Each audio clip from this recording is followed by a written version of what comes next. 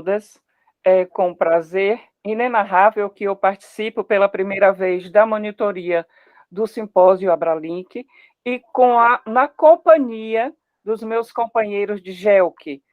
O prazer ainda fica maior, né? Na companhia do orientador professor Adeíta Lupinho, Josenilda Araújo, João Elias, Magnólia Paixão. Sejam todos bem-vindos e boa apresentação para todas nós e todos nós.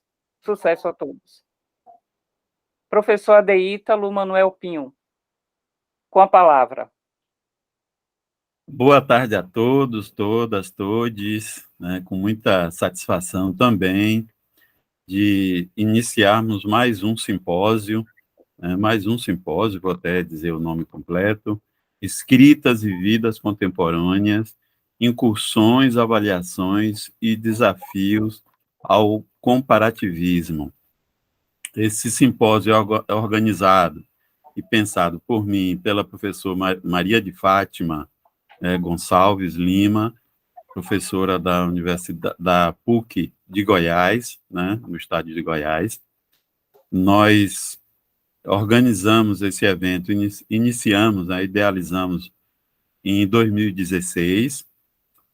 Ele está ligado a um projeto de pesquisa, né, um projeto multi-universitário, né, com algumas universidades, com apoio da CAPES, né, e das diversas atividades que nós tivemos, uma foi de seguir organizando um GT de discussões a respeito de contemporaneidade, né, identidades, resistências, e estudos atuais, né, na literatura. Então, o simpósio vem a cada ano desenvolvendo esse debate, né? Então, ele é organizado a partir de grupos, né? Grupos de pesquisa dessas universidades. Então, nós temos desde as universidades do Sul, né? Desde a PUC, a FURG, né? Universidades do Centro, como a PUC de Goiás, a UNEB, né? A UFES, que a gente participa, né? Então, todos os anos os grupos são convidados. A professora Maria de Fátima faz a divulgação também. Hoje, ainda ela não está participando porque está numa viagem à Europa, mas diz que vai fazer o possível para estar conosco também durante o simpósio, né? Também é bom falar um pouco do simpósio desse ano, né, apesar de todas as dificuldades, apesar da pandemia, do afastamento e de todos os outros, né, todos os outros cuidados e temores que nós estamos tendo, né, nós fizemos a proposta do simpósio. Nós temos 4 mesas, né, tivemos a felicidade de ter uma aderência, né, dos grupos, temos apresentadores aí de todo o país. Então, o primeiro momento é de abraço, né, um abraço, uma satisfação por a gente se ver, né, e depois por essa manutenção da resistência, a manutenção da esperança, né. Eu acho que todos nós, nesses eventos e nas propostas de estudos, buscamos um equilíbrio, né, um equilíbrio intelectual e também um equilíbrio pessoal, né? A gente sabe que não está sendo fácil. Então, apesar do pequeno atraso, eu acho que não é nada comparado com o que nós, né, estamos investindo para realizar nossos eventos. Então, dou as boas-vindas aos participantes, agradecido também, né, por acolher a proposta e por estar participando, né, desse mais um simpósio do GELC, do grupo de pesquisa da professora Maria de Fátima, né, na PUC, e das outras participações. Muito bem, então eu vou começar, né, nós já temos um adiantado já. eu vou fazer uma apresentação, vou me esforçar e vou pedir à Rita, que está fazendo a monitoria e a coordenação, para também conter o meu tempo. A minha proposta de texto o título é Entre Ser Negro e Ser Herói, representação literária de José do Patrocínio no romance A Conquista, de Coelho Neto. Eu vou tentar compartilhar aqui, viu, Rita? Vou ver aqui.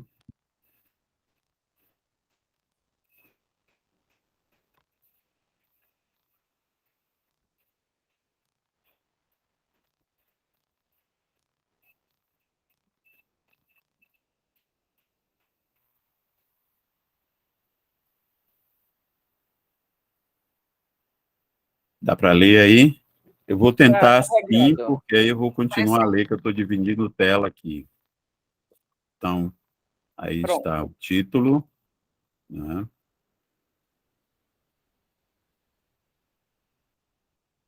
E logo depois eu apresento uma imagem, né, uma imagem do nosso protagonista, né, o publicista, político, jornalista, José do Patrocínio.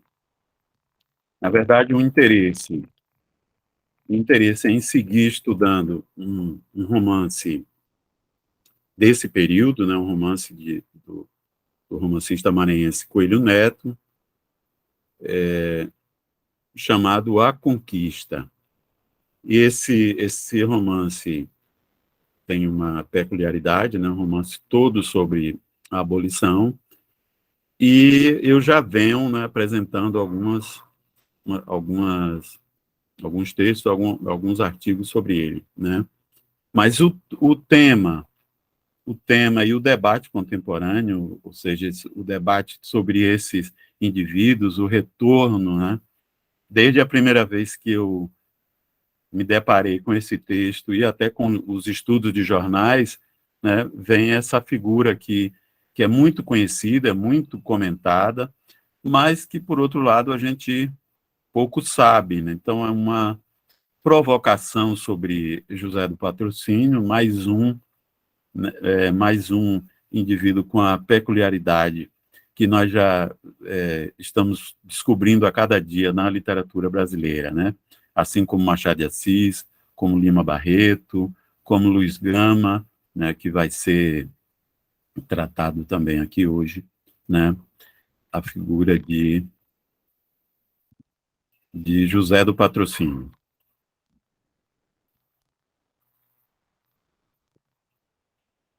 Uma parte biográfica, mas antes dela eu vou ler uma citação do romance, uma fala do personagem José do Patrocínio, né? Nos troncos gemiam vítimas, e muitos caminhavam arrastando algemas pesadas e gargalheiras, como galés, trabalhavam pela frutificação, fecundando a terra que iam com suor, que iam produzir com suor e lágrimas, né? Isso está no romance, quase no final, né? De um discurso desse jornalista, né? Sobre José do Patrocínio, José Carlos do Patrocínio, então carioca de Campos, nasceu em 1853, né, e morre em 1905, né, chega a uma celebridade, né, participa da fundação da Academia Brasileira de Letras, com a cadeira 21. E agora eu vou fazer a leitura de um trecho que diz respeito ao propósito do texto. É tempo de falar de nomes da literatura e da cultura brasileira. Um dos nomes que são atraídos pelo debate contemporâneo de afirmação, reparação e retirada do esquecimento brasileiro é José do Patrocínio.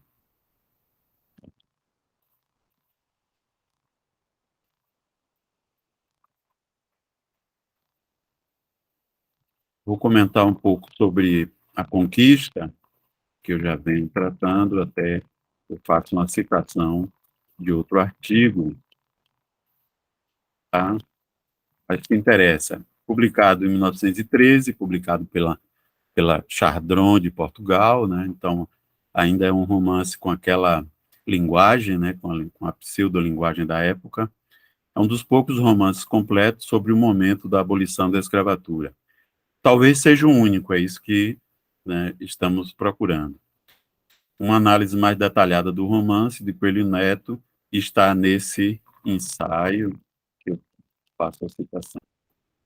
Também, ao reconstruir um ambiente que pode ser o mais importante evento da história do Brasil, o qual irá desencadear a identidade brasileira e todos os seus problemas, né? Cada vez mais que a gente descobre numa investigação da história do Brasil é quanto ela esconde, né, das suas festas e dos seus problemas, né? Neste romance, o autor tem interesse em reunir os dois pontos mananciais da cultura social no Brasil, popular e da alta cultura, principalmente pela literatura, né? O romance trabalha o sistema literário, né? A boemia de ouro do final do século XIX e início do século XX, né? Então, os autores com o nome, né, histórico, como José do Patrocínio, e outros, né, como Olavo Bilac, a Luiz Azevedo, Arthur Azevedo, todos, né, circulando ali com pseudônimos. A partir desse momento, será possível perceber, né, a aparência das nossas identidades e, como era previsível, também dos nossos problemas. Pois eu pego uma passagem do romance, né?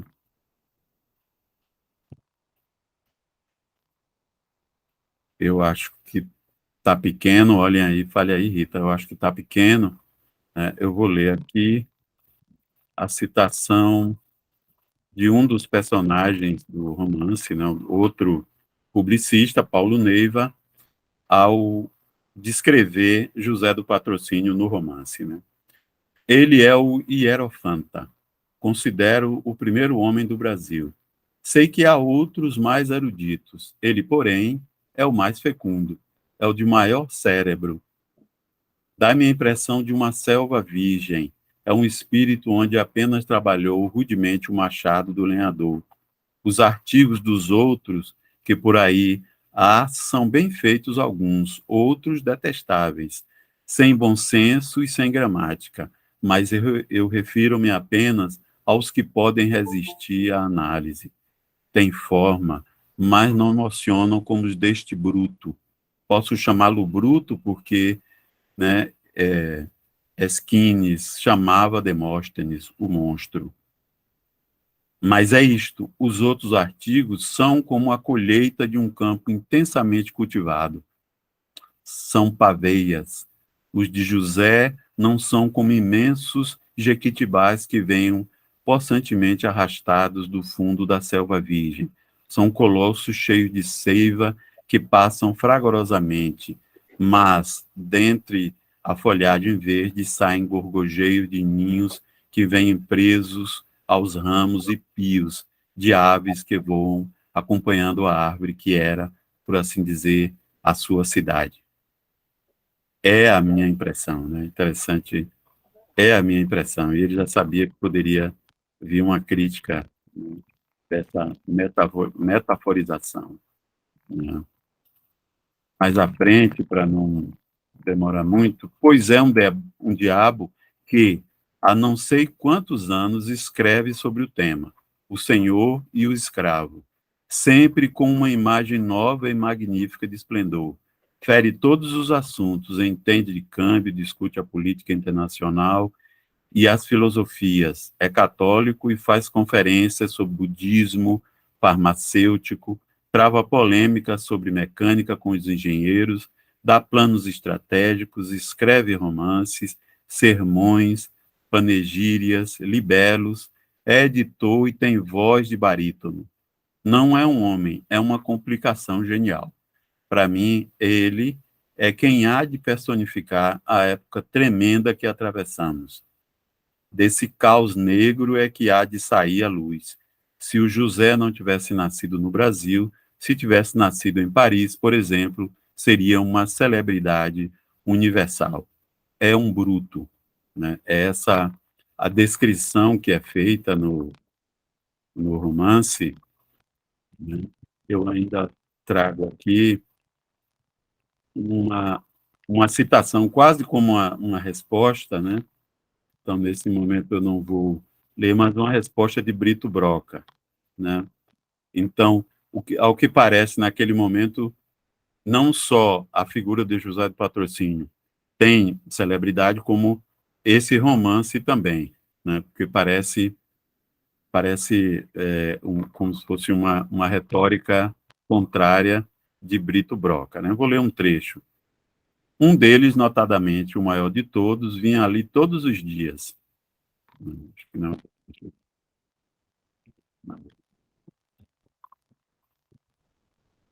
Uma citação.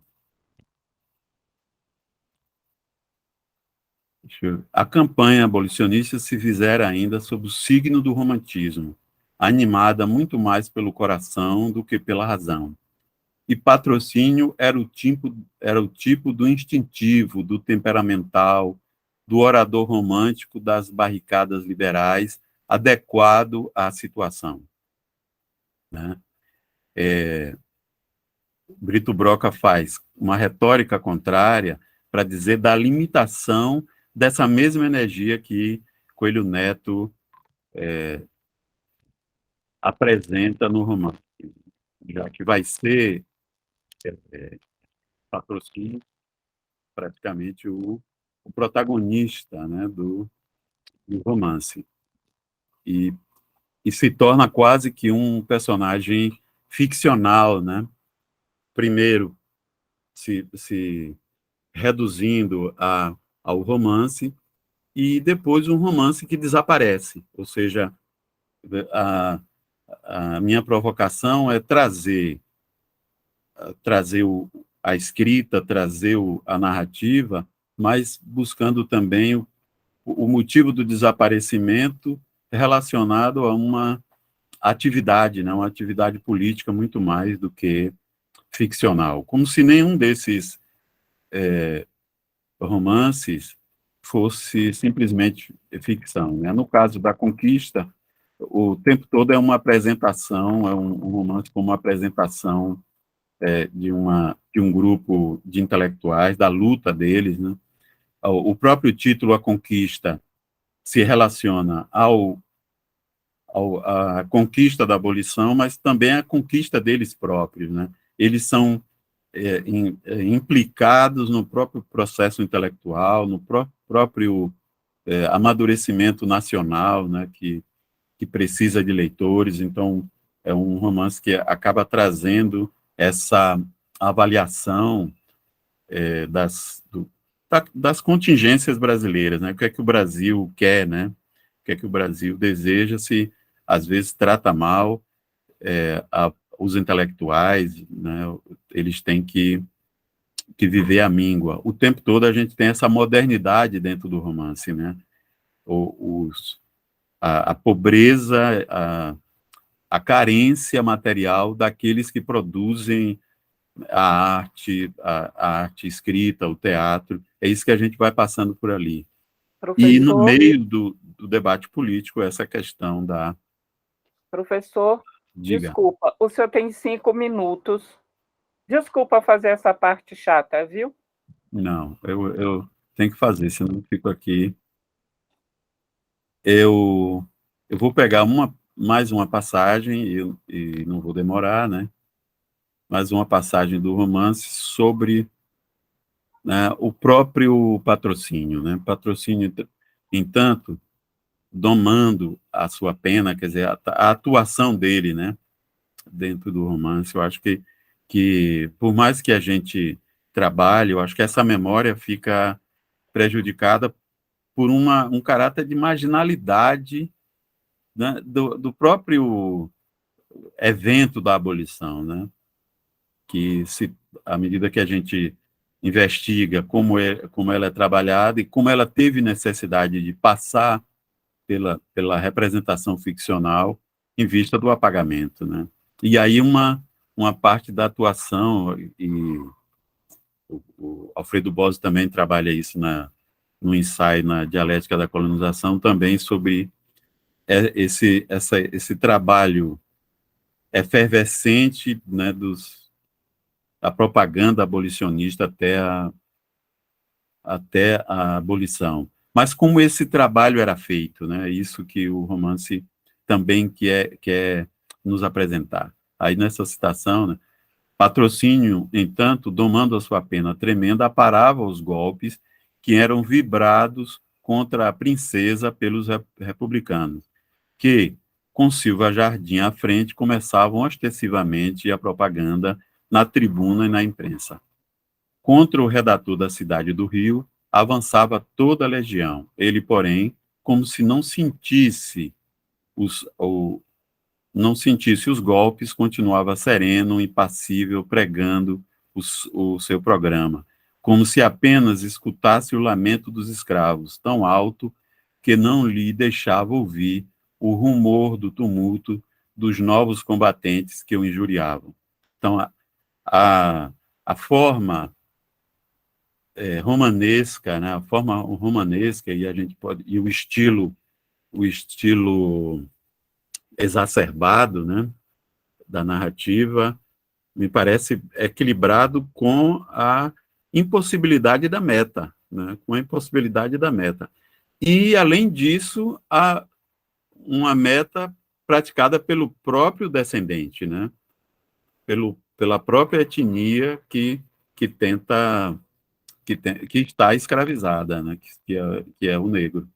Então, o interessante na crítica de Brito Broca, quando ele diz que ele é muito romântico e por isso ele, como se ele devesse ficar na história, como se ele devesse ficar no passado, mas ali também há uma ficcionalização, né? Um tipo de redução da meta histórica e uma meta que ainda não foi, ela é tão ousada que ela ainda não foi conquistada plenamente, né?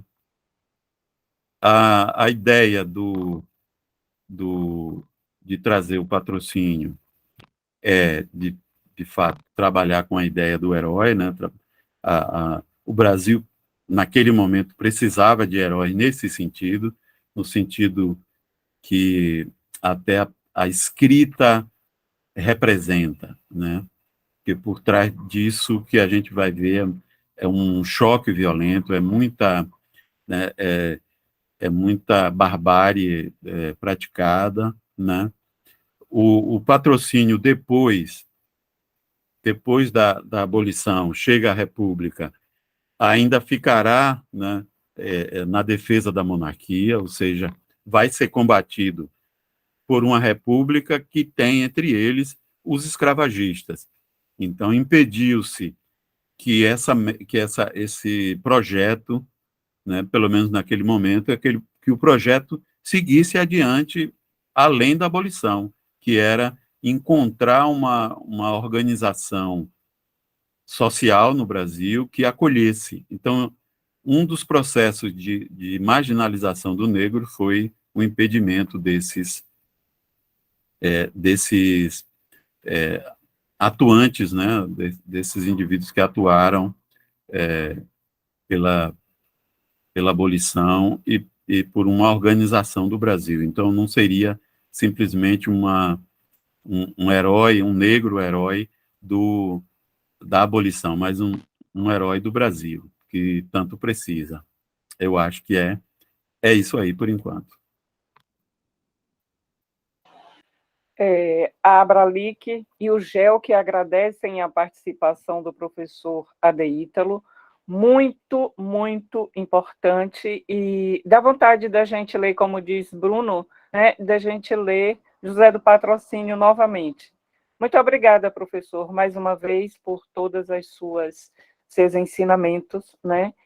E agora vamos ficar com a participação da Josenilda Araújo. Seja bem-vinda, Josenilda.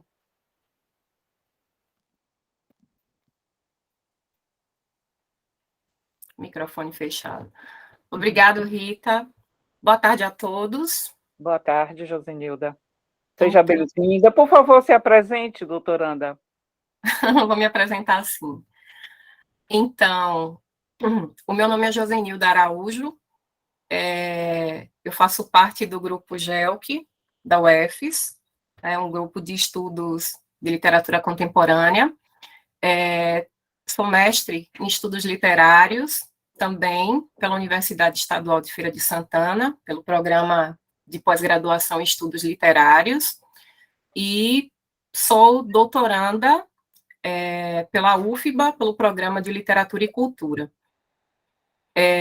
O meu trabalho hoje, inclusive, é uma espécie de recorte da minha pesquisa, né, que está em curso ainda, e eu preparei um recorte para essa comunicação de hoje.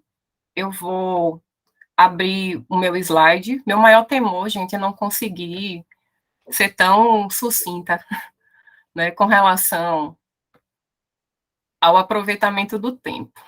Mas vamos tentar. Está aparecendo para vocês? Ainda não. Está aparecendo, está carregando. Pronto.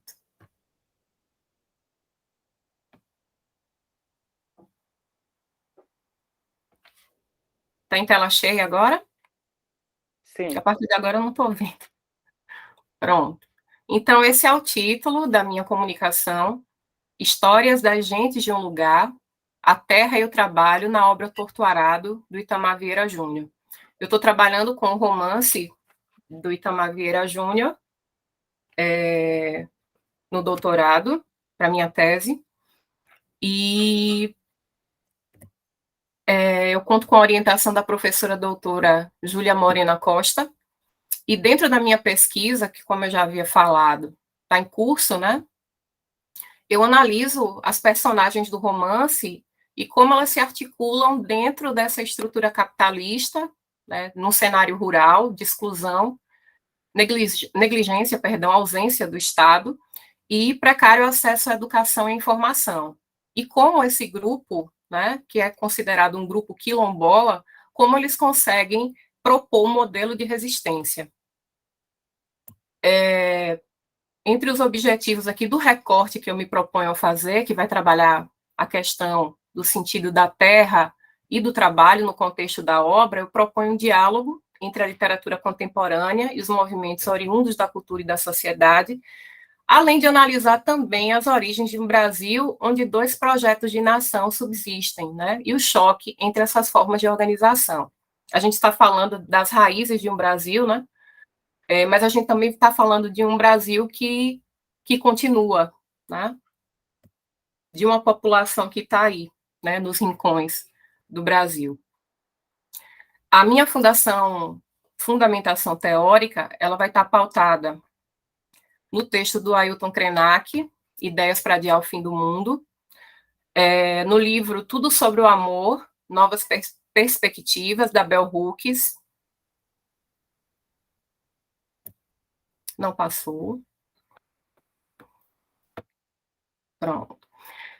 Da Beatriz Nascimento, o livro Uma História Feita por Mãos Negras, Relações Raciais, Quilombos e Movimentos.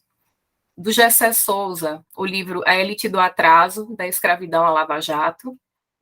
E ainda, eu utilizo a tese do Itamar Vieira Júnior, que é autor do romance, a tese que ele produziu junto ao programa de pós-graduação em Estudos Étnicos e Africanos, da UFBA, cujo título é Trabalhar é Estar na Luta, Vida, Morada e Movimento entre o Povo de Iuna na Chapada Diamantina.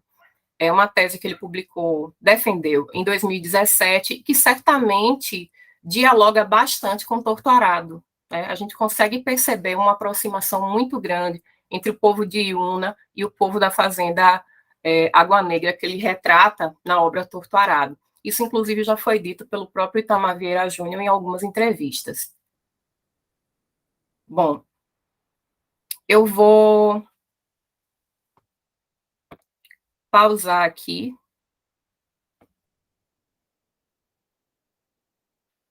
Vou parar minha apresentação, porque eu acho que eu vou ficar mais à vontade se eu sair do slide, ok? Eu vou começar, então, falando um pouquinho sobre a proposta, sobre o que traz o Gessé Souza no livro A Elite do Atraso, né? Bom, o Gessé Souza, ele comenta no livro que o sentido que nós damos ao mundo e às coisas é uma construção, né? Eu vou abrir aspas para colocar uma fala dele no livro. Ele diz que essa construção do sentido no mundo era trabalho de religiosos no passado e de intelectuais nos últimos 200 anos de história. E esse trabalho dos intelectuais, né, nessa construção do sentido das coisas do mundo, é um trabalho que permanece. E quando nós criticamos a interpretação dominante, a sua capacidade, a sua ausência, aliás, a sua falta de capacidade de explicar algumas subjetividades, né, para além da visão eurocentrada do mundo, né, com relação aos fatos históricos também, mais próximos nós estaremos de uma abordagem mais assertiva da realidade, porque ela vai incluir essas subjetividades que ficam de fora. O Gessé Souza, ele atenta para a necessidade, inclusive, de discutir o Brasil através do viés da escravidão, né? E a escravidão como um conceito que foi criando singularidades excludentes, né? Singularidades perversas, e que criou também uma sociabilidade que vem se perpetuando justamente pela ausência de discussão. A gente não discute, né, essas questões de maneira mais incisiva.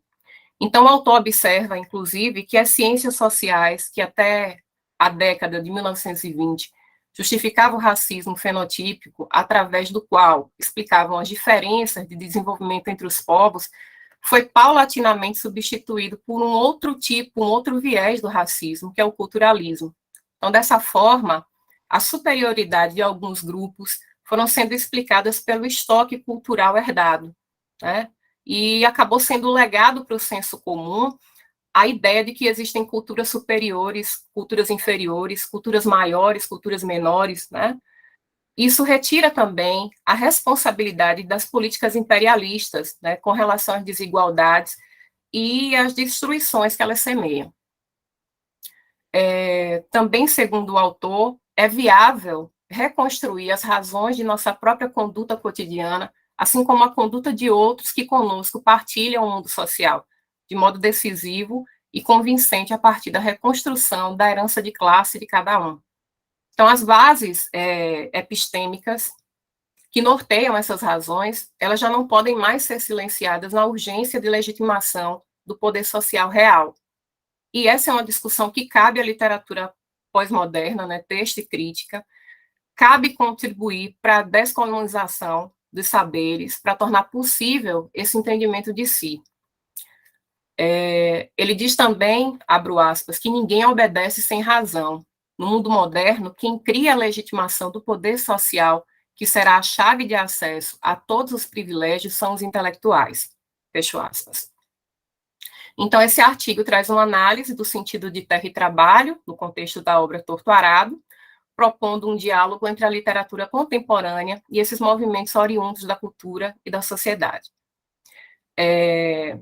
Tentando situar mais o trabalho nesse sentido de terra morada, terra trabalho e terra propriedade, é interessante analisar a formação do território brasileiro, que nós sabemos foi forjado de modo a privilegiar as elites rurais, né? E a distribuição dessas terras formulou que o pensamento colonial plantou, né, em nós a ideia da terra convertida como mercadoria, né? Desde as Seis Marias, que foram extintas em 1822, no qual as terras eram cedidas de acordo com o poder financeiro, né, para exploração. Então, você tinha dinheiro, você podia ter a terra, porque você tinha dinheiro para explorar.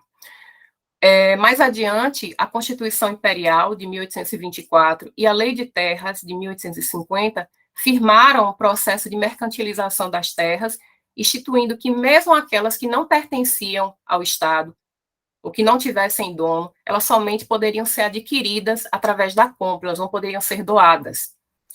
Isso naturalizou entre nós não apenas a existência de grande concentração de terras improdutivas, inclusive, na posse de pessoas endinheiradas, como também deslocou o nosso pensamento sobre o valor que a terra tem, porque a terra virou sinônimo de dinheiro, de renda.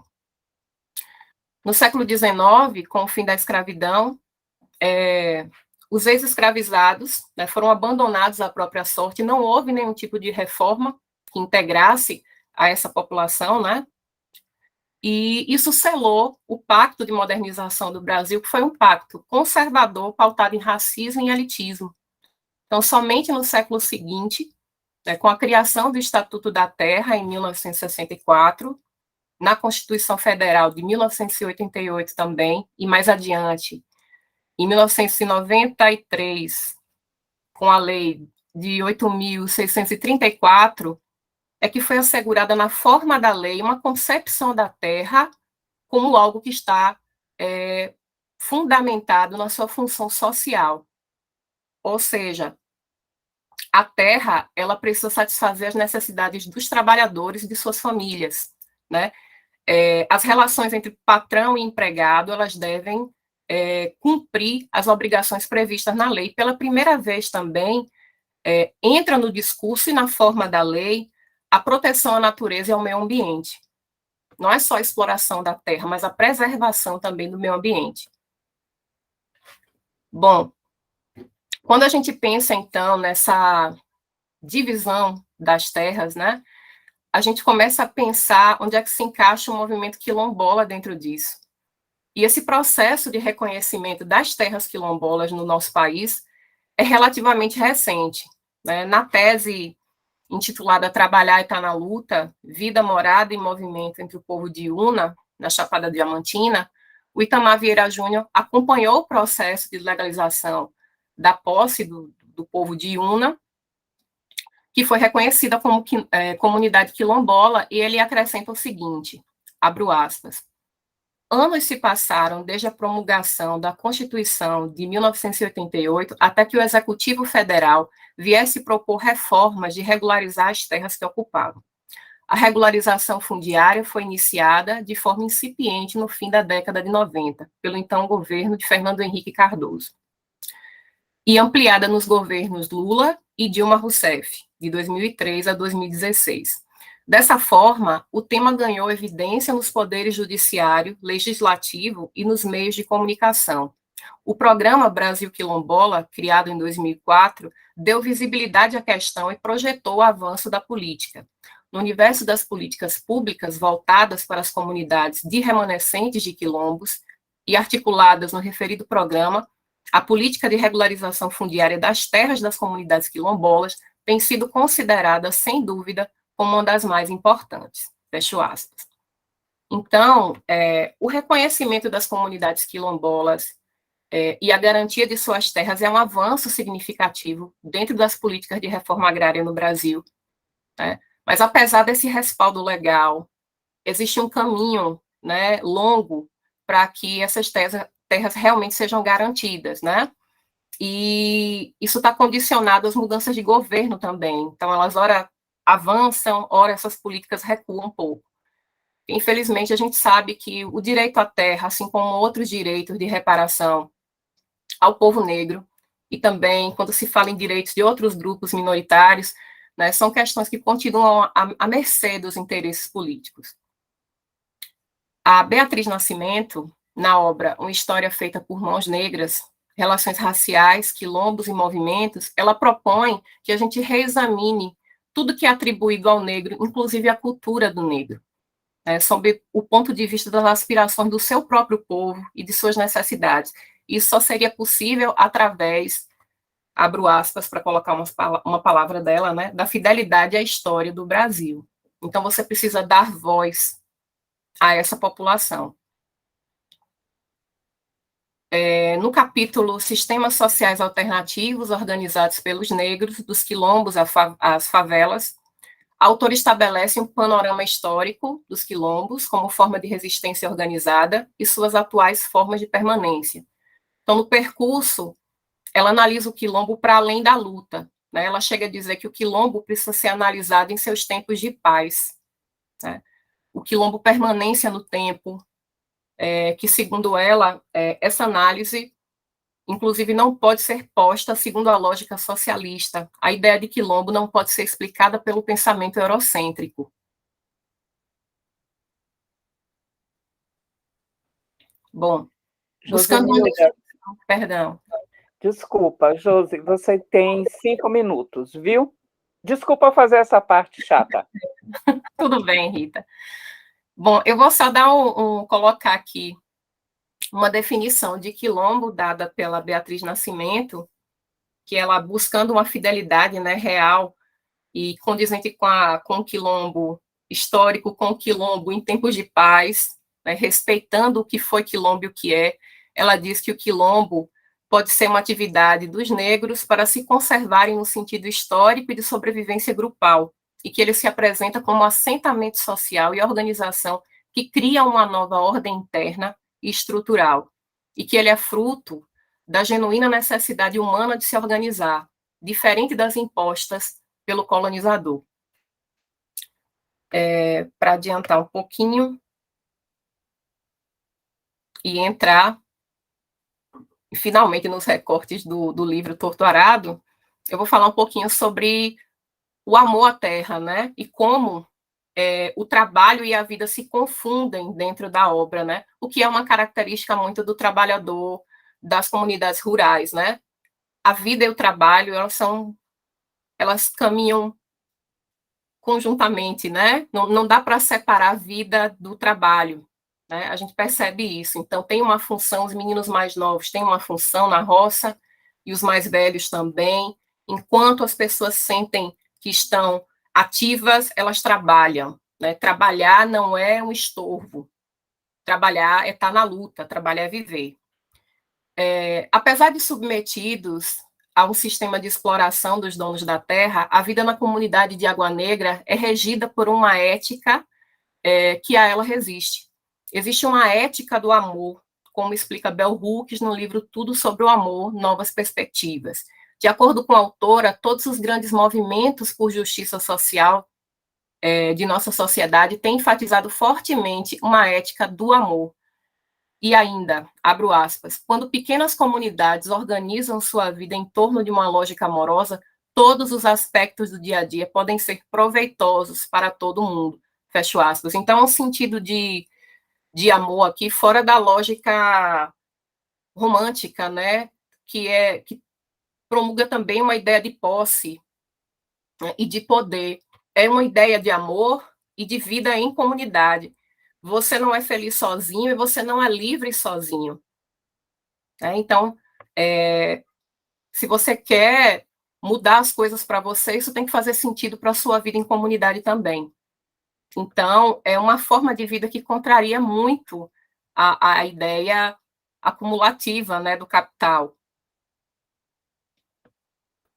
Essa concepção de pertencimento, né, e de vida em comunidade pela ética do amor também se estende ao meio e à natureza, né? E a natureza aqui, ela não consegue se dissociar do homem, não são coisas diferentes, tudo é movimento, né? Estamos irremediavelmente interligados, como elaboram bem as palavras do Zeca Chapéu Grande, que é o líder religioso da comunidade da Fazenda Água Negra.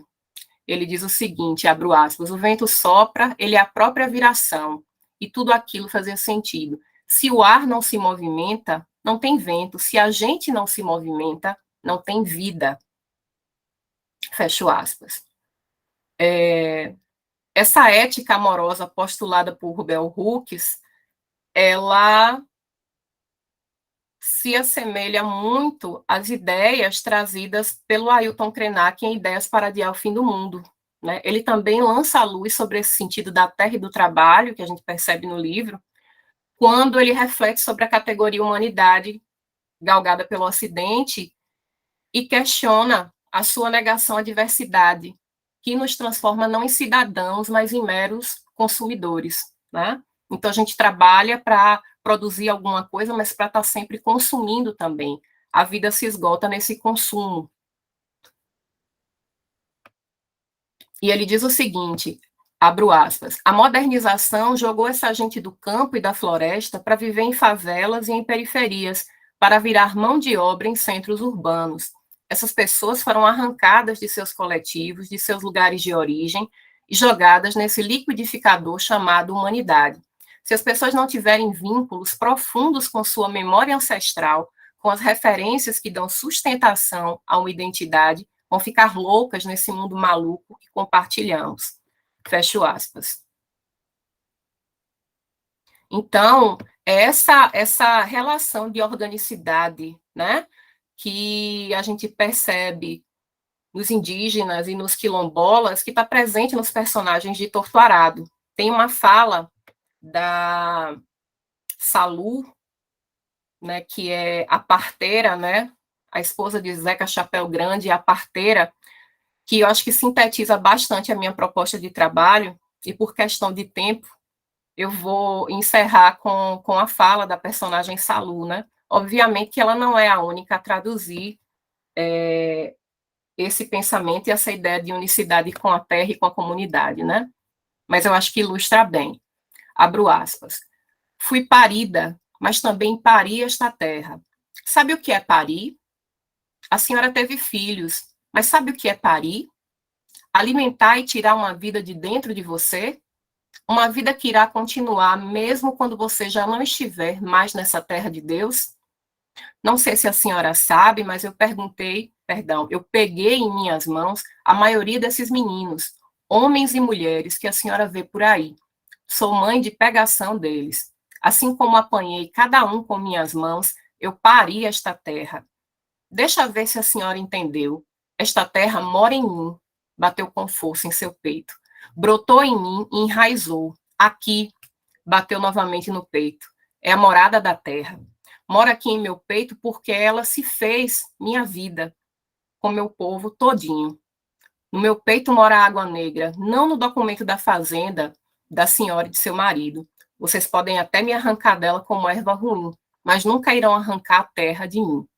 Fecho aspas. Muito obrigada, gente. Muito obrigada, Josenilda, pelo seu trabalho. Muito obrigada a Abralic, ao Gelk, mais uma vez. Parabéns a todos, viu? Obrigada. Agora, dando continuidade ao Simpósio Abralic, vamos contar com a participação de João Elias. Boa tarde, João Elias. Boa tarde. Por favor, João Elias, se apresente.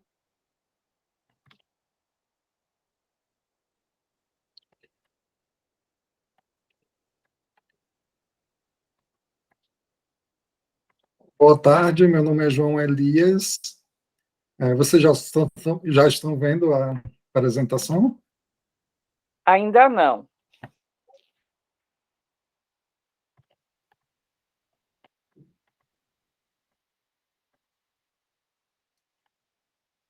E agora? Está rodando. Sim. Agora sim. Boa tarde, meu nome é João Elias, eu sou mestrando em Estudos Literários pela UFES e também integrante do GELC. Bom, o título da minha apresentação é A Importância dos Manifestos na Cultura Brasileira, uma análise comparada entre manifesto regionalista e estética do sonho.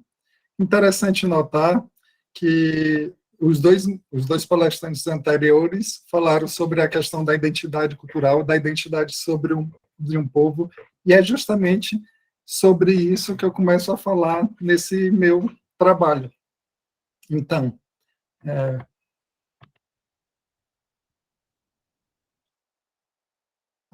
a identidade do povo tem uma relação direta com a sua cultura. No caso do Brasil, a nossa identidade foi sendo construída no decorrer dos anos, principalmente a partir da independência de Portugal, que começou em 1822. E a literatura também buscou contribuir com a construção dessa identidade. Podemos citar, por exemplo, no século XIX, os escritores românticos, e entre eles José de Alencar, que em suas obras aliava a imagem da nação brasileira às suas belezas naturais, como também a mitificação do indígena como um dos personagens principais. De acordo com Fiorin, começa aí no romantismo a noção de que cultura brasileira se assenta na mistura. O romance Guarani de José de Alencar concebe um mito de origem da nação brasileira. Peri e Cecília constituem seu casal inicial, formado por um índio que aceitara os valores cristãos e por uma portuguesa que acolhera os valores da natureza do Novo Mundo. Essa nação teria, portanto, um caráter cultural luso-tupi. Mas essa criação da identidade brasileira vai também no movimento modernista, no início do século XX, que também buscava encontrar as raízes da sociedade brasileira, afirmando o nacionalismo como um estágio para se chegar ao universal.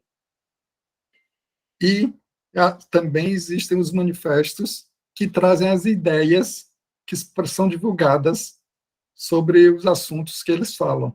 E esse trabalho tem justamente como objetivo exaltar a importância dos manifestos na cultura brasileira. E fazemos isso por meio da análise comparada de dois manifestos muito importantes, que, embora separados pelo tempo, fazem reflexões profundas sobre o país e a sua cultura, que é o Manifesto Regionalista, de Gilberto Freire, de 1926, e A Estética do Sonho, de Glauber Rocha, de 1971. Mas antes de estudar exatamente cada um desses manifestos, vamos fazer um percurso para analisar o manifesto como gênero textual e depois, sim, falar sobre alguns manifestos na cultura brasileira, analisar cada um desses dois manifestos separadamente e, por fim, fazer uma relação entre os dois.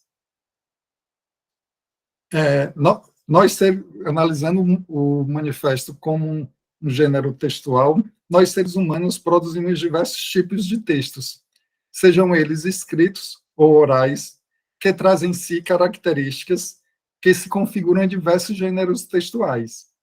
De acordo com Bakhtin, a riqueza e a variedade dos gêneros do discurso são infinitas, pois a variedade virtual da atividade humana é inesgotável. A cada dia dessa atividade comporta um repertório de gêneros do discurso que vai diferenciando-se e ampliando-se à medida que a própria esfera se desenvolve e fica mais complexa. Ele ainda afirma que a heterogeneidade dos gêneros do discurso, orais e escritos, que inclui diferentemente a carta, a curta réplica do diálogo cotidiano, o relato familiar, a carta, a ordem militar padronizada, e é também com os gêneros do discurso que relacionaremos as mais variadas formas de exposição científica e todos os modos literários, desde o ditado até o romance volumoso. Nesse artigo, como eu já falei, nós vamos estudar especificamente o gênero discursivo manifesto, e a palavra manifesta vem do latim manifestus, que significa declaração divulgada publicamente com variados propósitos. De acordo com Pego, o manifesto caracteriza-se como um gênero que, como o próprio nome sugere, é a manifestação do pensamento de uma pessoa ou de um grupo de pessoas a respeito de um assunto de interesse geral ou de qualquer natureza, social, política, cultural, religiosa, entre outras. Normalmente, o manifesto é utilizado para denunciar à sociedade a existência de um problema que ainda não é de conhecimento da população, ou alertar essa própria população sobre a possibilidade de uma situação problemática vir a ocorrer. Ou seja, como gênero discursivo, o manifesto apresenta algumas características específicas, como a intenção de persuadir ou sensibilizar a opinião pública. Apesar de possuir uma formatação relativamente livre, há alguns elementos indispensáveis no manifesto, como o título, que tem o objetivo de fornecer pistas sobre o tema tratado, o corpo, como análise do tema, com argumentos que fundamentam o ponto de vista do seu autor, e no final do texto, costuma apresentar a identificação com a marcação da data e local onde o documento foi escrito, bem como a assinatura do autor. Já a linguagem do manifesto deve ser adequada ao público a que se dirige, com os verbos no modo imperativo, infinitivo ou no presente do indicativo, com clareza e simplicidade. Santos ressalta que pertence ao grupo dos gêneros argumentativos, isto é, aos gêneros interessados em persuadir o interlocutor. Para alcançar seus objetivos, é necessário fazer uso de argumentos consistentes. Como eu já falei, o manifesto é um tipo de texto muito utilizado na cultura brasileira. No modernismo brasileiro, por exemplo, podemos citar o Manifesto do Pau-Brasil, de 1924, de Oswald de Andrade, que tinha como objetivo refletir sobre as bases da literatura nacional, propondo novas bases para uma literatura genuinamente nacional. O Manifesto do Grupo Verde de Cataguases, de 1927, assinado por um grupo de jovens escritores do município de Cataguases, em Minas Gerais, entre eles Henrique de Rezende e Ascânio Lopes, e tinha como objetivo focalizar a linha divisória que os põe do lado oposto ao lado de outros modernistas brasileiros. Há ainda um Manifesto Antropófago, de 1928, de Oswald de Andrade, que pretendia repensar a dependência cultural brasileira. E também o Manifesto Nhangueçu Verde e Amarelo, de 1929, de vários autores, entre eles Menor Del Pitta e Cassiano Ricardo, que surge como forma de reação ao modelo nacionalista preconizado pelo Oswald de Andrade. E já em 1946 tem um Manifesto para Não Ser Lido, de Erasmo Piloto, que era, na verdade, uma coletânea de pensamentos, frases, enfim, ideias sobre arte, extraída das obras de Rilke, John Dewey, Gilde, Mayakovsky, Sérgio Millet, Horton Maria Carpox e Verlaine. Agora sim, vamos entrar especificamente nos manifestos que são objeto desse estudo. Vamos analisar inicialmente o Manifesto Regionalista. O Manifesto Regionalista foi apresentado pela primeira vez no Congresso Brasileiro de Regionalismo, realizado em Recife, em fevereiro de 1926. Já a primeira publicação ocorreu em 1952. Ele é de autoria de Gilberto Freire e foi constituído após diversas reuniões realizadas na casa de um dos componentes do grupo que discutiam os problemas do Nordeste brasileiro. É bom lembrar que, na época, o Brasil não tinha essa divisão entre os estados que apresenta atualmente. Na década de 20 do século passado, na classificação proposta por Pierre Denis, o território da Bahia, por exemplo, não fazia parte da região Nordeste. O Manifesto Regionalista começa se classificando contra qualquer forma de separatismo ou bairrismo. Ele procura reabilitar valores e tradições do Nordeste e critica o excesso de imitação de elementos da cultura de outros estados e até de outros países. De acordo com o manifesto, a novidade estrangeira de um modo geral, de modo particular nos estados ou nas províncias, o que o Rio ou São Paulo consagram como elegante e como moderno, inclusive esse carnavalesco Papai Noel, que esmagando com suas botas de andar de trenó e pisar em neve, as velhas lapinhas brasileiras, verdes, cheirosas, de tempo de verão, está dando uma nota de ridículo aos nossos natais de família, também enfeitada agora com arvorezinhas estrangeiras mandadas vir da Europa ou dos Estados Unidos pelos burgueses mais cheios de requifes e de dinheiro. O manifesto exalta a região, destacando alguns valores locais que se tornaram nacionais, não pela superioridade econômica da região na época do açúcar, mas pela sedução moral e pela fascinação estética. E destaca também características da região, como os mucambos, as ruas estreitas que são mais adequadas por causa do clima, a culinária tradicional e as cozinheiras, e reclama que os pratos tradicionais do Nordeste correm o risco de desaparecer devido a pratos de estrangeiros ou do Rio de Janeiro que quer impor a todo o país a sua cultura. E ressalta que uma cozinha em crise significa uma civilização inteira em perigo, o perigo de descaracterizar-se. O manifesto também exalta a fauna e a flora da região, além dos tipos populares, como as mulheres do povo, as negras de tabuleiro, os cantadores de modinha e cantadores populares, os babalorixás, os curandeiros, os sertanejos e matutos, as mulatas e caboclas, os jangadeiros e os capoeiras. O manifesto conclui dizendo que não é apenas uma coisa ou outra que vem sendo desprezada e substituída por soluções europeias ou novidades norte-americanas.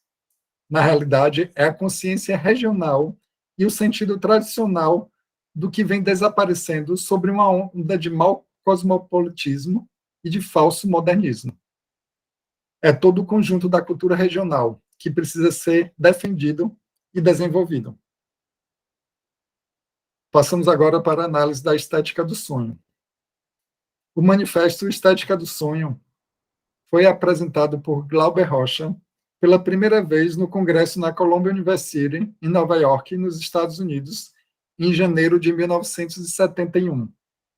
E sucedeu o manifesto Estética da Fome, que foi apresentado pela primeira vez no Seminário do Terceiro Mundo, realizado em Gênova, na Itália, em 1965. Em 1965, um ano após o lançamento do seu filme Deus e o Diabo na Terra do Sol. Em Estética da Fome, em Estética do Sonho, nosso manifesto analisado, Glauber Rocha desenvolve ideias a respeito de arte e revolução, e diz que o tema da pobreza está ligado a isso.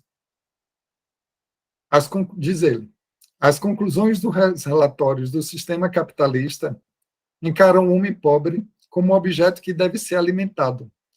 E nos países socialistas, observamos a permanente polêmica entre os profetas da revolução total e os burocratas que tratam o homem como objeto a ser massificado. A maioria dos profetas da revolução total é composta por artistas. São pessoas que têm uma aproximação mais sensitiva e menos intelectual com as massas pobres. João Elias. Glauber Rocha. Oi? Desculpa, você tem 5 minutos, viu? Ok, obrigado. Glauber Rocha, então, aborda a arte revolucionária e diz que seu pior inimigo é a mediocridade. Ele diferencia a arte revolucionária útil ao ativismo político da arte revolucionária que lança novas discussões e da arte revolucionária rejeitada pela esquerda e instrumentalizada pela direita. E dá os seguintes exemplos. No primeiro caso da arte revolucionária útil, eu cito como um homem de cinema o filme de Fernando Ezequiel Solanas, um argentino, La Hora de los Hornos. É um típico panfleto de informação, agitação e polêmica, utilizado em várias partes do mundo por ativistas políticos. No segundo caso, tenho alguns filmes do cinema novo brasileiro, entre os quais os meus próprios filmes. E, por último, a obra de Jorge Luiz Borges.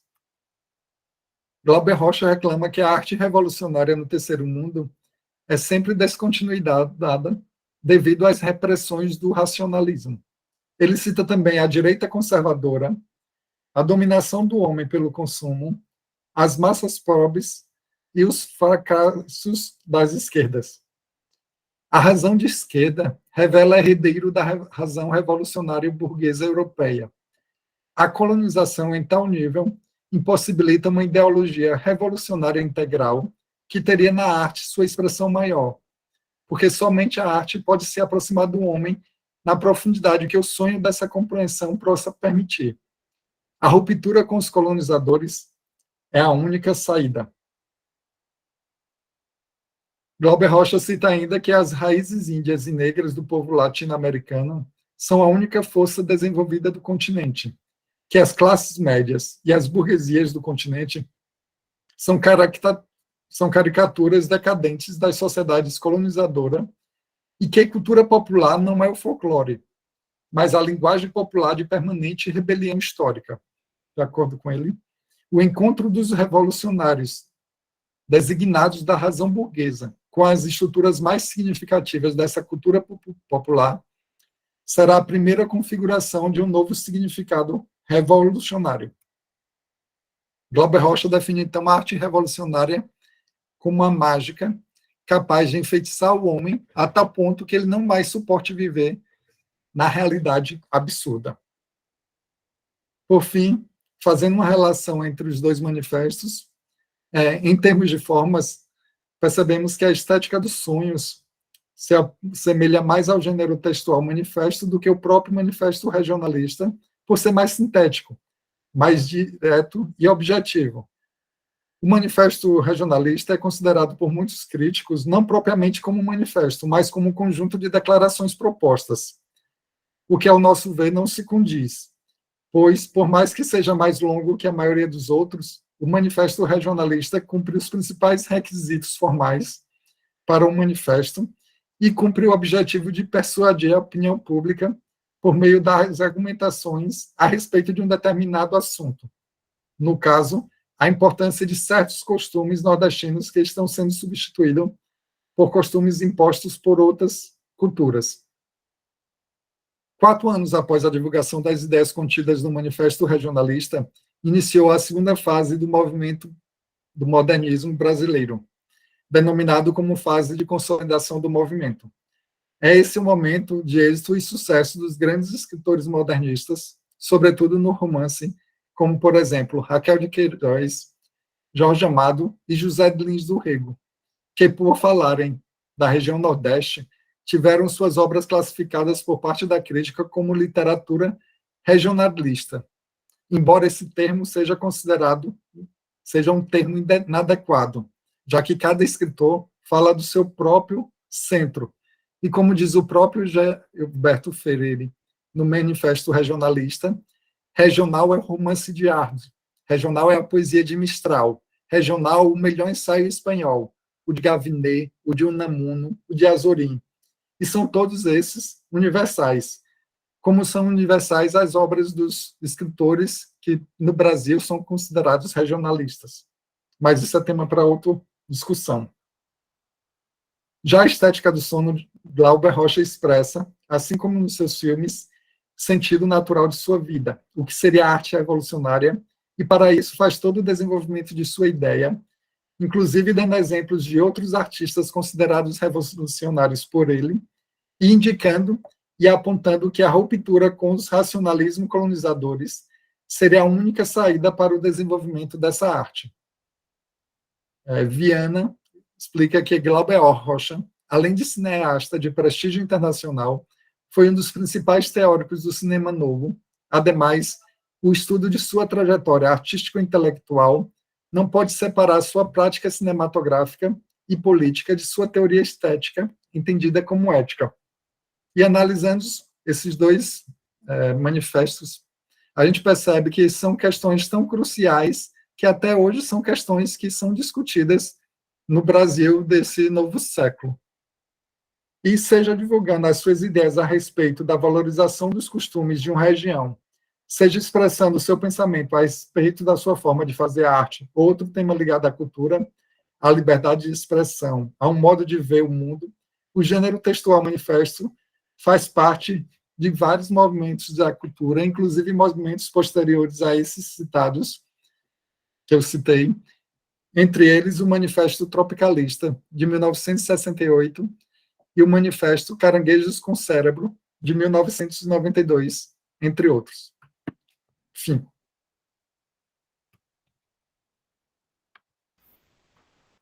Parabéns, João Elias. E, mais uma vez, muito obrigada pela sua participação aqui no simpósio da Abralic.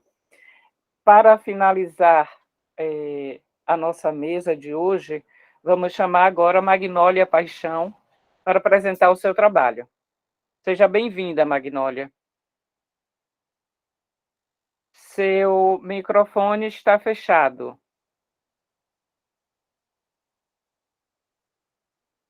Magnólia, seu microfone está fechado.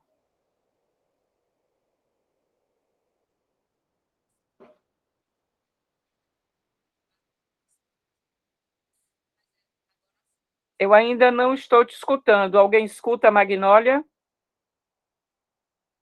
Não, ainda não. Não, ninguém escuta. Magnólia? Nós não estamos te escutando, Magnólia. Seu microfone está fechado. Ok.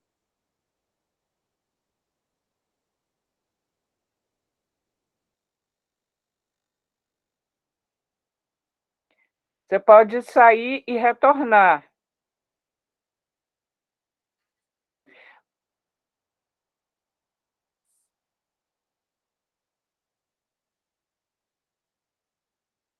Você me ouviu, Magnólia?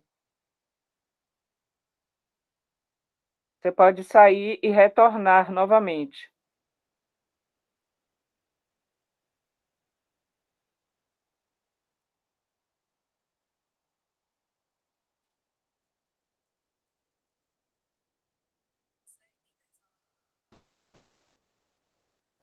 Ainda não.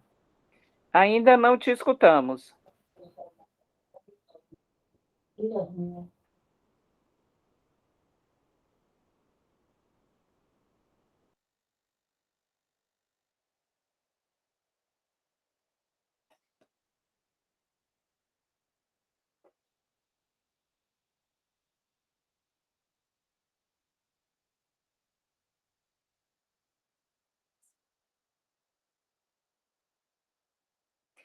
Magnólia, saia da sala e entre. A gente te aguarda aqui.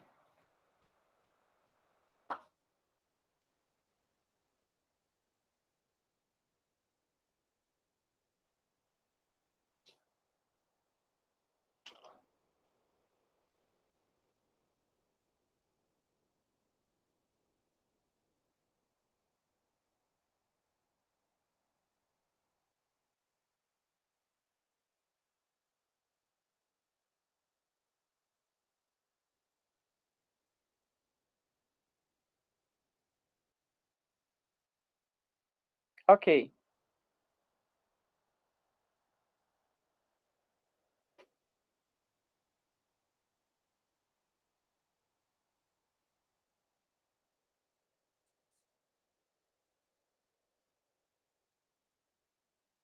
Não temos outra pessoa para apresentar, não. Só aguardando Magnólia mesmo.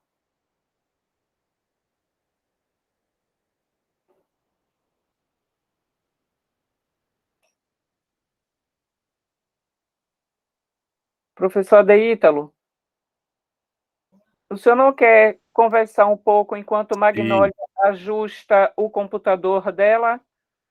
Sim, podemos fazer Isso, uma rodada de discussões sobre as apresentações, né? sim. Enquanto Magnólia se ajusta aí. Ajusta Exatamente. o aparelho dela. Acho que quem tiver questões, comentários para as apresentações que foram feitas, aí é o tempo que Magnólia arruma as coisas. Eu vou começar, só para lembrar, né? Só para lembrar, porque se a gente aproveitar e falar da gente é bom também, né? Então lembrei das ideias de Josenilda, né? Sobre o quilombo, a ideia da posse da terra, né? É bem marcante porque é como se a gente tivesse várias concepções de terra, né? Uma terra de posse, uma terra de uso, né? Eu cresci lá no sertão, eu cresci com a ideia da terra como se a terra não fosse de ninguém, né? Quer dizer, tinha menos cerca do que tem hoje, né? Que tanto é que a gente ia para o sertão, Josenildo, a gente ia buscar as criações, né? Meu avô criava bode, mas minha avó criava carneiro e a gente ia. Mas não tinha cerca, então era o, o sino, tinha a terra, a gente sabia, né? A gente sabia que naquelas varedas, naqueles pés de umbuzeiro, a gente que passava, né? Quem mais? Era uma ideia de campo que tinha naquele tempo, né? E é bem interessante. Eu não perguntei muito, eu sei que depois ela foi invadida, essas terras foram invadidas, alguém que tinha dinheiro passou uma cerca, né? E aí depois é que a gente descobriu como o problema da terra. Mas depois, perguntando a história do meu avô é daqui da região de Curaçá, e a forma como ele descrevia era de um quilombo mesmo, né? É como se fosse um quilombo lá. Porque era muito parecido e era todo mundo parente, então tem a ideia de um quilombo. Quer dizer, a gente tem que discutir mais, porque quando a gente lembra de Canudos, a gente lembra que o conselheiro foi pedir autorização, mas de uma terra que o dono nem sabia onde era, né? Ele foi lá e disse, olha, queria fazer uma comunidade lá naquela região, né? E, na verdade, o que está passando por essas questões todas é a questão da terra mesmo, né? Sim. Como se usa a terra. Sim. Uma terra que é usada, que sofre violência por isso, porque ela vai ser usada para plantar, para subsistência, e uma terra que é demonstração de riqueza, que é uma terra que deve estar num quadro, que deve estar numa foto lá na sala, né? Essa é minha terra, essa é minha... É bem, bem marcante isso, essa discussão da terra, assim, e problematizada desse modo, né? Sim, Aí você fala também, lembrou também a demora, né, para começar a legalizar, né, a judicializar. Mas nós temos a década de 80, a década de 90 é uma década de muito conflito por terra. sim. Então, tinha muito conflito, a gente lembra de muita violência, tanto violência política, né, cobrando, como também de violência prática, ou seja, Massacres. aquilo incendiou o Brasil, né? E isso incendiou o Brasil. A gente sabia de outras histórias de conflito de terra, mas eu acho que esses nossos anos de juventude foram anos que o Brasil problematizou demais essa questão da terra, assim. Professor Torturado é uma obra assim, que me prendeu pelo coração e pela memória afetiva, né? Na última reunião do GEP que eu pude participar, lembrei de minha avó, o senhor deve recordar disso, Rita também, minha avó que tinha essa função de rezadeira. Sim, né? claro. Também por ela, né, eu me aproximei dessa forma do livro Torturado. Eu li o livro 2 vezes, mas a primeira vez que eu li com muita dificuldade, porque algumas partes elas batiam tão profundamente que eu chorava um pouco e tinha que parar de ler. A parte em que eles falam sobre a construção da escola, porque eu vivi isso, né? Eu nasci e me criei num povoado perto daqui de Alagoinhas, então só maiorzinha que eu tive acesso à escola aqui em Alagoinhas, já uma cidade, e hoje moro em Alagoinhas, mas a minha família continua residindo em Sauípe, que é uma comunidade rural, minha mãe mora lá ainda, então eu venho de lá, e eu preciso estar sempre, né, voltando para Sauípe, aquilo me reabastece.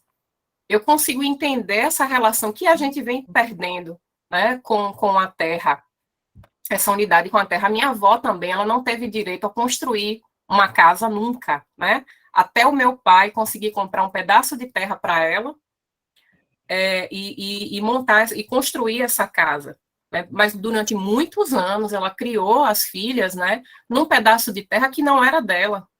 E ela produzia ali, né? Fazia a leirazinha, pescava num rio que hoje não existe mais. Verdade. Então, tem lugares de Sauípe que eu não posso nem voltar.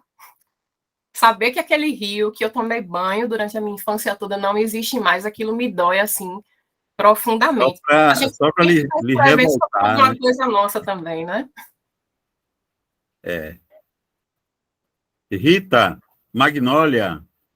Magnólia voltou. Sim, estamos chegando agora. Eu vim para um outro computador. Espero que agora vá. Josenilda, nós conversaremos daqui, quando Magnólia terminar o trabalho dela, viu? Obrigada. Então, Magnólia, seja bem-vinda. Por favor, se apresente e sucesso também, tá? Então, enquanto eu vejo se eu consigo aqui.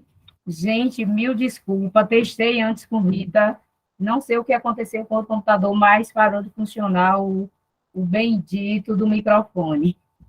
não funcionou de maneira nenhuma, não sei o que aconteceu.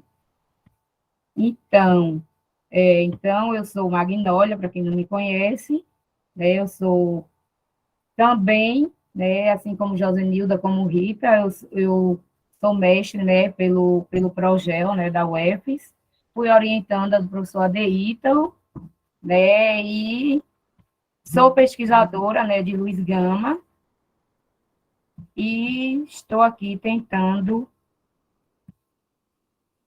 compartilhar minha tela e estou tendo trabalho também. Só um momento. Gente, está complicado para mim agora. Alguém pode me auxiliar? Você consegue. Não, eu estou tentando aqui nessa setinha embaixo, mas não estou conseguindo. Alguém poderia me dizer se eu estou correta? Na setinha, sim, é aí mesmo. É isso, eu estou tentando e não está indo para compartilhar. Posso te dar um conselho, então? Porque se você mandar para mim, vai demorar para abrir. Enfim, vá além do seu slide. É isso que eu vou fazer, viu, Rita? É chatinho, mas... Não tem problema. Vamos seguindo. No início estava tudo certo com você, porque nós Tudo ok, testamos, testei né? slide Você e chegou tudo, não sei o que cedo. aconteceu. É assim mesmo. Mas a Por gente isso não que eu vê, entro antes, né? Eu já entro antes para isso, para testar tudo. Eu mas não testei vai tirar o slide e brilho, tudo, não vai tirar o brilho do mas seu trabalho, não. vai ser ruim porque vocês não vão conseguir visualizar o slide, mas vamos lá. Magnólia, Então, tem oi, duas professor. janelas suas aí, viu? Dê uma olhada se É não é isso, isso. professor. Tem duas janelas. É isso, eu vou tirar aqui uma janela, que é do outro Engraçado, computador. para mim não aparece duas janelas, só Eu vou aparece sair uma. eu vou sair do outro computador porque deu pane aqui. Então, sair de uma, vou continuar na outra. Mas aí, deixa eu ver aqui. Então, gente, já que não foi, deixa eu só abrir o slide no outro computador aqui. Então, eu vou falar um pouco sobre a mulher negra, né, na poesia Minha Mãe, de Luiz Gama. É a minha fonte de pesquisa desde a graduação, né, o mestrado, e a qual eu pretendo, né, levar a Luiz Gama para o doutorado, né, o mais breve possível, espero. E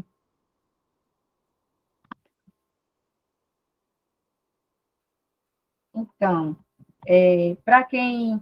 Eu sempre gosto de trazer algumas informações sobre Luiz Gama e também sobre Primeiras Trovas, né? Porque, assim, apesar de ser um autor super estudado, né, na literatura, né, no campo literário, nas universidades, mas ainda existe, né, algumas pessoas que se surpreendem um pouco por não conhecer, não ter tanto conhecimento a respeito do poeta. Né? Então, Luiz Gama foi poeta, jornalista, advogado, nasceu em Salvador, na Bahia, em 1830, né, e faleceu em São Paulo em 1882. É um dos raros intelectuais negros brasileiros do século XIX, o único autodidata, né, e o único também a ter vivido a experiência da escravidão. Né? Então, Luiz Gama, ele libertou mais de 500 escravos, mas era um autodidata, né? Ele não tinha o diploma de direito, né, de advogado, no entanto, ele advogou, né, para a causa, né, do negro, da escravidão negra no Brasil. Então, como eu vou falar a respeito, né, de um poema de Luiz Gama, o qual ele escreve sobre a sua mãe, né, esse poema ele foi endereçado para Lúcio de Mendonça, né, o seu amigo Lúcio de Mendonça, e junto com a carta, com algumas informações sobre o pai e sobre a mãe, ele manda, né, junto com essa carta, esse poema, né, Minha Mãe. E sobre a mãe de Luiz Gama, tudo que se sabe sobre, né, Luísa Maim, que é a mãe de Gama, está nessa carta e neste poema, o qual ele endereça para o seu amigo Lúcio. E aí tem ele diz o seguinte: tudo que se sabe sobre a mãe, né, está em uma carta autobiográfica, né, que é escrita em 25 de julho de 1880, para o amigo Lúcio de Mendonça. Luiz Gama, ele revela que é filho de uma negra natural, né, de filho natural de uma negra africana livre, né, da Costa da Mina, negra de nação, de nome Luísa Maim, pagã, que sempre recusou. Né? Luísa Maim, ela não aceitou a doutrina cristã, ela sempre se recusou, né, a essa doutrina a qual quiseram a impô-la. Eu trago, né, 2 fotografias que, infelizmente, você visualizar, mas depois eu posso mandar para o grupo, né, se alguém se interessar pelos slides. Eu trago 2 imagens de Luísa Maim, né, uma mais jovem, outra de mais idade, mas, infelizmente, né, eu não consegui. São os problemas da tecnologia, a gente se vira como pode. E com relação a Primeiras Trovas, né, que é o livro, o qual está, né, a poesia Minha Mãe, o qual eu vou trabalhar nesse poema, ele teve 2 edições, né, essas 2 edições feitas, né, publicada pelo próprio Luiz Gama, e uma edição é de 1859, né, que foi em São Paulo, e a outra é de 61, no Rio de Janeiro. Além disso, né, ele teve uma 3ª edição, né, que foi publicada em 1904, por João Rosa da Cruz e Antônio dos Santos Oliveira, e também, com base na edição de 59 e de 61, Lígia Ferreira Fonseca, ela junta, né, essas 2 edições e lança esse livro, né, em 2000, o qual eu trabalho, né, já que as outras edições são muito raras. Só o professor Adeítalo tem, mas eu nunca vi nem de longe. Né, professor? E eu trabalho com essa edição de Lígia Ferreira Fonseca, que é uma edição... Eu mostro aqui também. Comentada, pelo menos de longe, né, professor? Para matar o desejo. Né? Então, Primeiras Trovas é uma coletânea composta por variação de poemas líricos e satíricos. Né? Muito se conhece de Luiz Gama apenas pelas sátiras, principalmente a sátira social e política, o qual ele critica tanto a sociedade quanto a política da época. No entanto, Luiz Gama também foi um poeta lírico, né? O qual vocês virão mais à frente, né? Esse poema que eu trago sobre a mãe. E é uma obra, né? Primeiras Trovas é uma obra da 3ª geração do romantismo.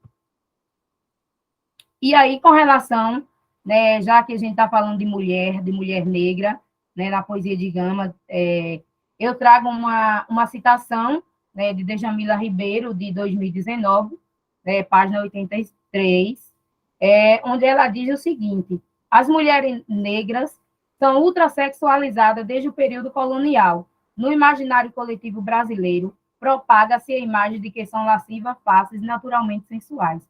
Então, isso era o que era pregado desde lá o século XIX, quando Luiz Gama escreve Primeiras Trovas burlescas, e, infelizmente, ainda na atualidade, muitas são as mulheres negras que ainda são vistas com esses olhares, né, de homens que veem o corpo da mulher apenas como um objeto, como um desejo sexual, e se esquecem de tantas outras qualidades e atributos que existem na mulher negra, né, o qual eu vou estar trazendo mais à frente. Então, essa é uma citação de Djamila, né, que é recente, né? Então, Luiz Gama, ele é tão contemporâneo que ele escreve como se ele estivesse escrevendo hoje, né? Ainda existe, né, essa mulher negra vista apenas como objeto sexual, como mulher fácil, né? O que não é verídico. E aí eu trago também uma citação de Heitor Martins sobre Luiz Gama, onde ele diz que Luiz Gama que é a primeira obra literária brasileira afirmativa de uma possibilidade estética alternativa na qual a beleza negra é incluída. Né? Então, Martins, em 2006, ele vai trazer, né, esse Luiz Gama que escreve, né, sobre mulheres para mulheres negras que, na sociedade, né, lá do século XIX, não era nem vista como gente, né? Às vezes a mulher negra, o próprio negro, era visto apenas como objeto. E vem Luiz Gama e quebra com todos esses estereótipos, né? E traz a mulher negra, inclui a beleza da mulher negra na sua obra. São vários os poemas, né? Além desse, são vários outros que Luiz Gama traz a beleza da mulher negra. E eu trago, né, um pouco, né, eu trago parte do poema Minha Mãe, até porque é muito curto o nosso tempo, infelizmente não dá para expandir todo o poema, mas aí, só ratificando, né, eu trago, infelizmente, Minha Mãe, ele vem primeiro, Luiz Gama traz um epígrafe de Junqueira Freire, né, que a epígrafe diz o seguinte: minha mãe era muito bela, eu me lembro tanto dela, de tudo quanto era seu, tenho em seu peito guardado suas palavras sagradas com risos que ela me deu. Né? Então, é uma epígrafe que tem muito a ver, né, com a poesia Minha Mãe, de Luiz Gama. E aí, Luiz Gama, ele começa o poema da seguinte forma.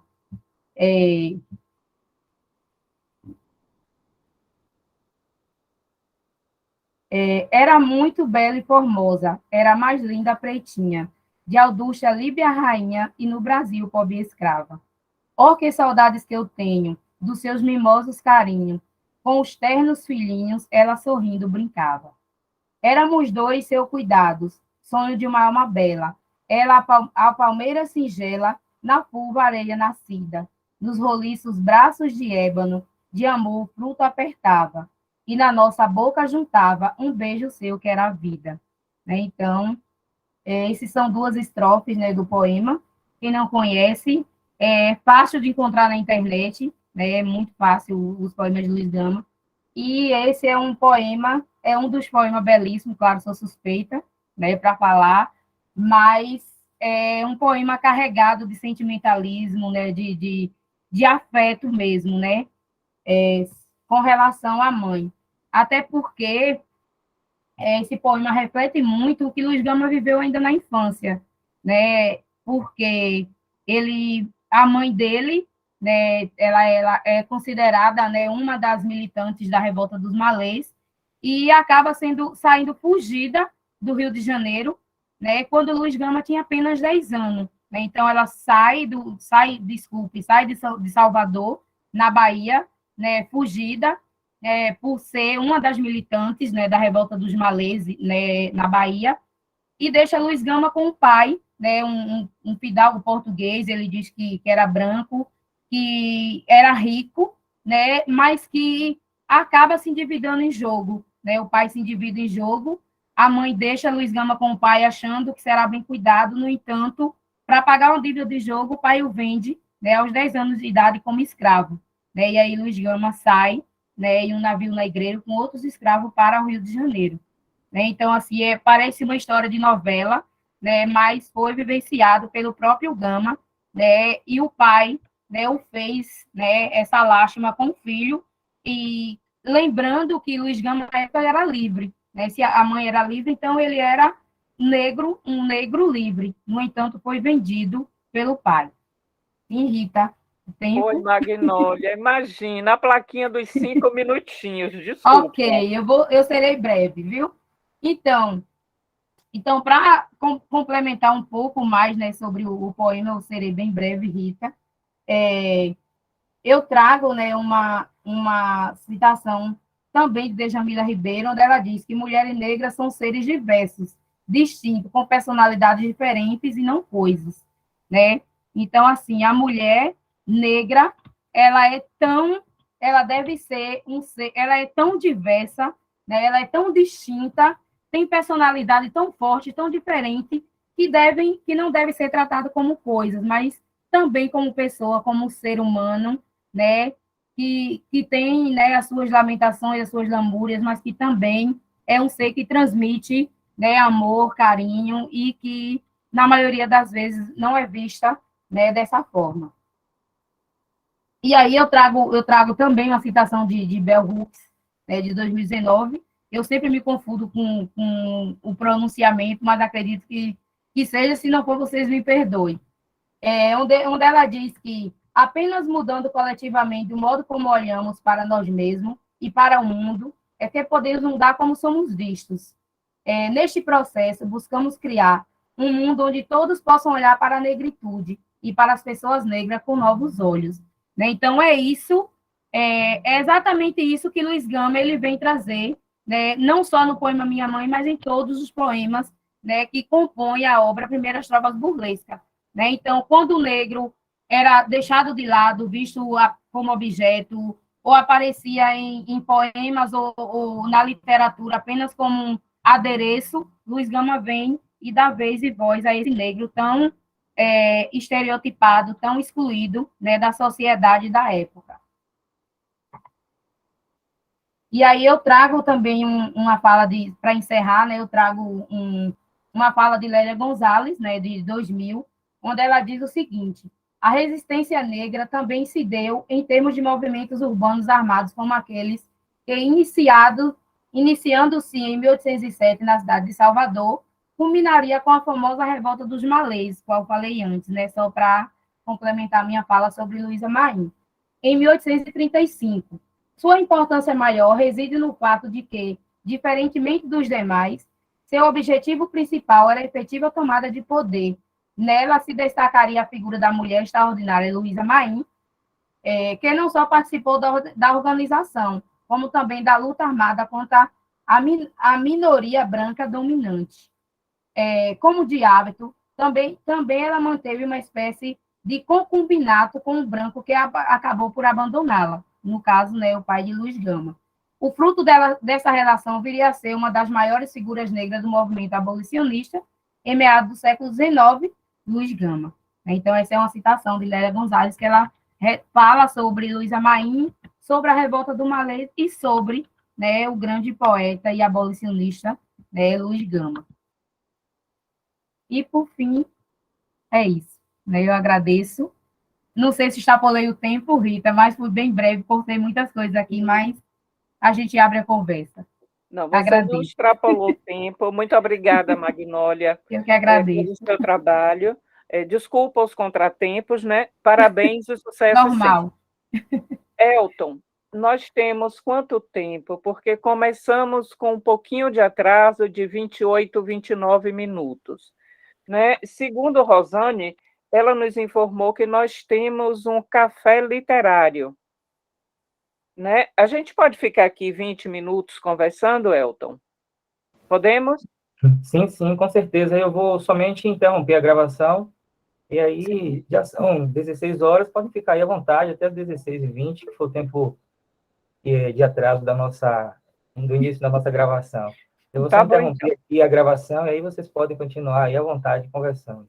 Muito obrigada, Elton. Então, vamos conversar um pouco. Rosane está informando aqui, ó, que pode passar alguns minutos, porque demorou de começar, né? Foi o que a gente conversou antes. Mas vamos